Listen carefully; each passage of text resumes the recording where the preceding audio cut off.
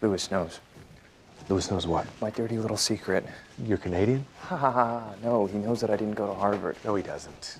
How can you be so sure about this? Because you're walking with me right now? He did this whole Harvard trivia thing, and then he brought up this pizza, and Nah, it doesn't mean he knows. Look, I think we need to hack into Harvard's system or something, you know, put my records in. Can't. I'm booked this weekend. I'm breaking into Fort Knox. I gotta return some stolen doubloons. Okay, hilarious. I'm serious. Listen, nobody's gonna check into your past unless you give them reason to. Louis is devious, but he's not bold. He won't think we did this because he'd never think to do it himself. Doubloons? The ridiculousness of your suggestion warranted the use of a silly word. Got it.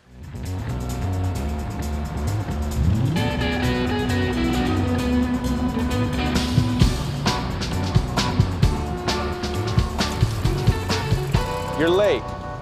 Look, it was Louis's pro bono. Wait, that's my suit.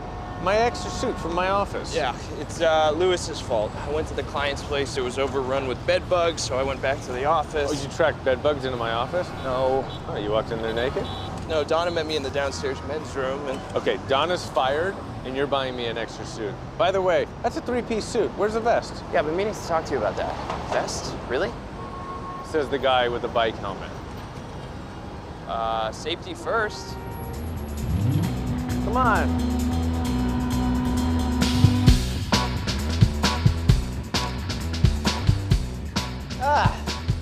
The house that Emmelink's built. Nice. Very nice. Colin Church, Mr. Sands and Mr. Specter.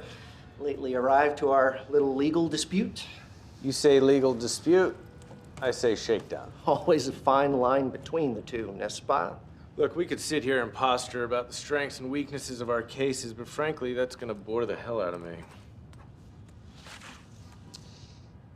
Seriously? It could be much lower. It could be much higher. Let's pretend it's just right. My clients' lives are being cut short. And according to accepted calculations, the current value of a life is $7.9 million.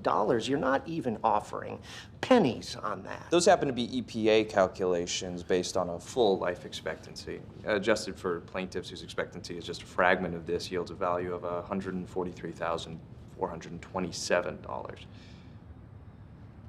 Approximately.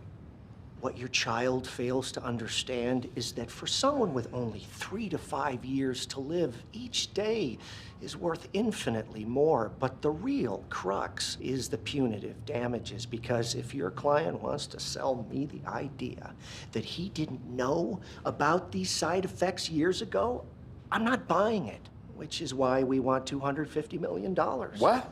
Quentin. No, this is outrageous. Do you know what you're doing? You're bankrupting this company and taking away years of life from real people who are walking, talking, and breathing easier because of the drug we make. I don't represent those people. My clients... That's tenuous claims at best, and unless one of your six is Rupert Murdoch, you're out of your mind.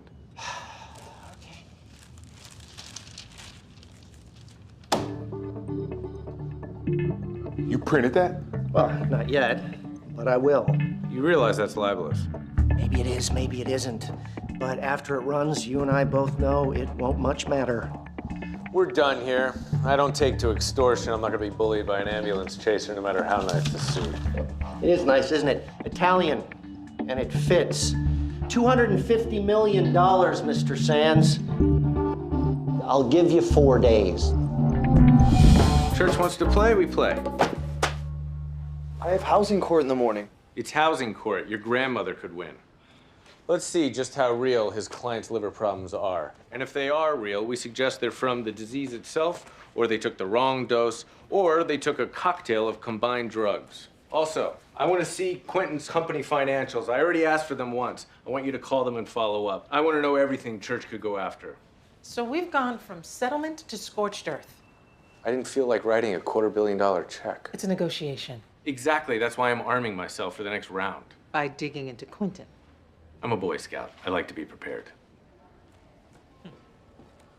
So you think you'll look like a Boy Scout by putting dying people on the stand and tearing them apart? You're gonna look like an asshole. For every one they claim has a side effect, we have 600 who don't. And if I need to look like an asshole to convince the jury that hundreds are more important than the one, I'm not going to lose a minute's sleep over it. Well, I have court in the morning. Oh, I'm not clear.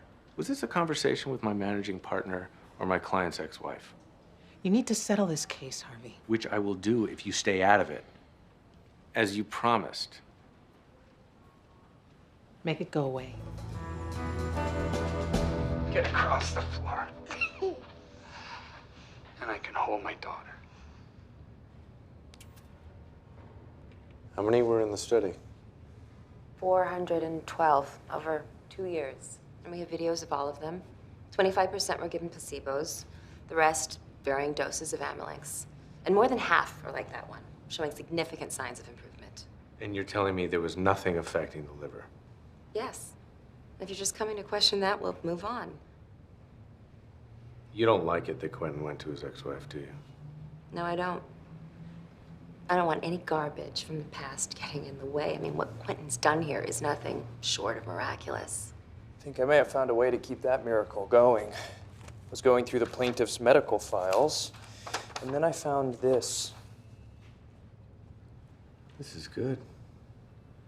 This is really good. Jones versus Norco. Washburn versus Hawthorne Incorporated. Actually, 7 cases that Mr. Church solicited lawsuits against pharmaceutical companies. In each case, he was able to exact a settlement because the company knew that even if they won, a protracted battle would do more damage than settling. You have evidence of that? Plaintiff number 2 in our case, Eleanor Baker. She also happens to be plaintiff number 7 in Jones versus Norco. He's recycling plaintiffs. It's very green of you. Mr. Church? Mr. Specter has his documents. I have mine showing that prior to FDA approval of his drug, Quentin Sands' company was on the verge of bankruptcy. 3 months after that drug hit the market, sales rocketed to $38 million a quarter, which is clear financial motive for falsifying clinical trials. Now, Your Honor, does that sound like a groundless claim to you?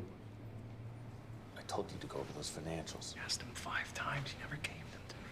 Your Honor. Mr. Specter, you can question his tactics all you'd like at trial, but he's right.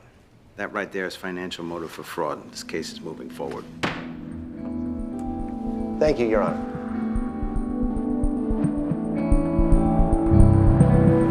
It's kind of ironic, isn't it? You and I both lost in court yesterday.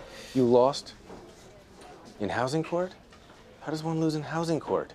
People win there without lawyers. Well, he had a lawyer, Tanaka, and Vivian Tanaka? Yeah, what, you know her? If your landlord's using Vivian Tanaka, this isn't about bed bugs. Vivian Tanaka represents half the high-rises in Manhattan. This isn't a petty rent dispute. Your guy's going condo. Well, that's great. Forcing Frank out for conversion is harassment. I can go after him for that. No, you want to take down Vivian? You better go in there with more than just one client. You show the pattern, the settlement goes up. If they did this to him, I guarantee they've done this to others. So I should find other people in Frank's building? Think bigger. Bigger how?